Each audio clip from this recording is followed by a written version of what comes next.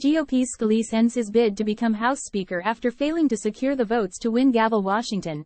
AP, Republican Steve Scalise has ended his bid to become House Speaker after failing to secure the votes to win the gavel, Scalise told GOP colleagues at a closed-door meeting late Thursday of his decision.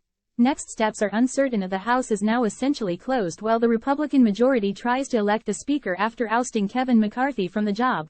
This is a breaking news update. AP's earlier story follows below.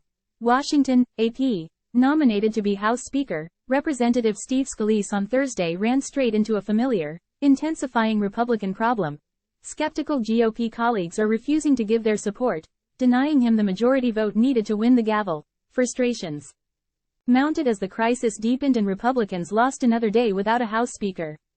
Scalise must peel off more than 100 votes, mostly from those who backed his chief rival, Representative Jim Jordan, the Judiciary Committee chairman favored by hardliners, who announced he was no longer in the running and tossed his vote to Scalise, but many hardliners taking their cues from Donald Trump have dug in for a prolonged fight to replace Representative Kevin McCarthy after his historic ouster from the job. They argue that Majority Leader Scalise is no better choice, that he should be focusing on his health as he battles cancer and that he is not the leader they will support. No House votes were scheduled.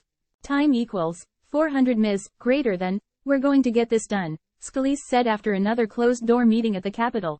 Scalise, Arla, said he took every question thrown his way and pledged during the 2-hour session to work through the issues raised. But there is no easy endgame in sight.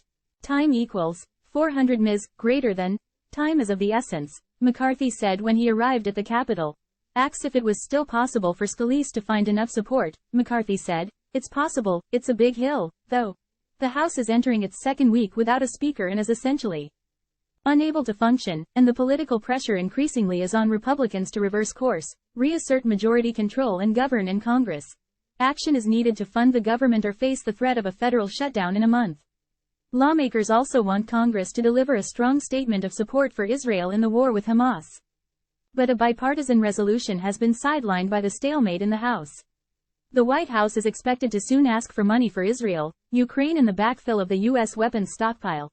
The situation is not fully different from the start of the year, when McCarthy faced a similar backlash from a different group of far-right holdouts, who ultimately gave their votes to elect him Speaker, then engineered his historic downfall. But the math this time is even more daunting. Scalise, who is seen by some colleagues as hero for having survived a 2017 shooting on lawmakers at a congressional baseball game practice, won the closed-door Republican vote 113-99. But McCarthy, R. Caliph, noted that Scalise, a longtime rival, had indicated he would have 150 votes behind closed doors, but missed that mark. Scalise now needs 217 votes to reach a majority that likely will be needed in a floor battle with Democrats. The chamber is narrowly split 221 to 212, with 2 vacancies, meaning Scalise can lose just a few Republicans in the face of opposition from Democrats who will most certainly back their own leader, New York Rep. Hakeem Jeffries. Absences heading into the weekend could lower the majority threshold needed. Exasperated Democrats, who have been watching and waiting for the Republican majority to recover from McCarthy's ouster, urged them to figure it out. Warning: the world is watching.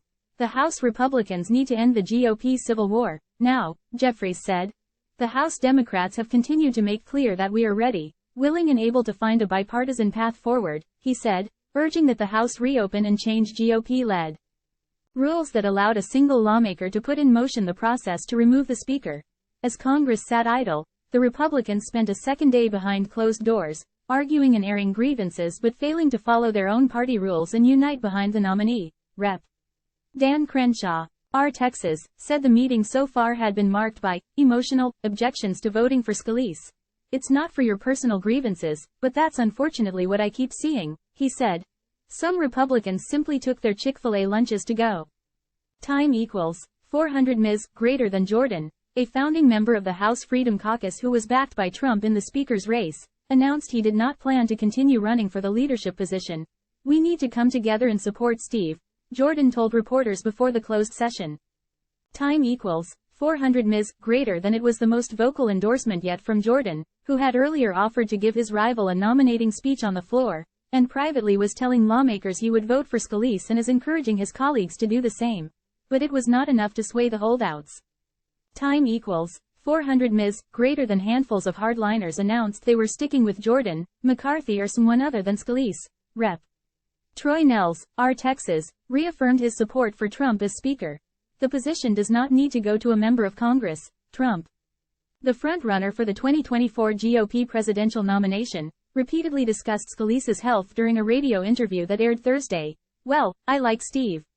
I like both of them very much. But the problem, Steve is a man that is in serious trouble, from the standpoint of his cancer," Trump said on Fox News host Brian Kilmeade's radio show. Scalise has been diagnosed with a form of blood cancer known as multiple myeloma and is being treated. "I think it's going to be very hard, maybe in either case, for somebody to get," Trump said. "And then you end up in one of these crazy stalemates. It's a very interesting situation." Otherwise, Trump is expected to take a hands-off approach to the internal GOP fight now that Scalise, rather than his choice of Jordan, is the nominee, according to one person familiar with Trump's thinking who spoke on condition of anonymity. Many Republicans want to prevent the spectacle of a messy House floor fight like the grueling January brawl when McCarthy became Speaker. But others said it was time for Republicans to get out from behind closed doors and vote. "Stop dragging it out," said Representative Marjorie Taylor Greene, RGA, on social media. "If Kevin McCarthy had to go 15 rounds, then the next Speaker should be able to do the same or more if they have to."